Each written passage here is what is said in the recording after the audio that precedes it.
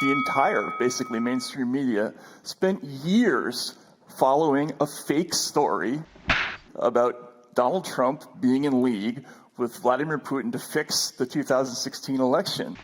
There's no way to defend that kind of inaccuracy, and it only happens if everybody wants so badly for it to be true that they overlook all the guardrails that are in place. Are you really saying that Trump's relationship with Russia wasn't not an obsession of mainstream media? It was basically the entire content of cable news for 3 years. This story was taken seriously by every major news organization in America for years on end with no evidence. Think about the WMD episode. We talked about the haloed processes of the mainstream media. Everybody got this wrong. Not only did they get that wrong, after they got it wrong, they promoted all the people who were the most wrong and fired all the people who were the most right. His name, Konstantin Kilimnik, was splashed all over the news for a year. Do you know how many reporters called him? 2. Aaron Mate and myself.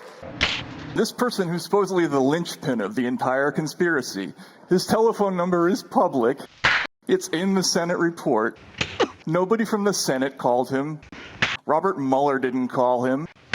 Nobody from the New York Times called him. I remember covering the 2016 presidential campaign.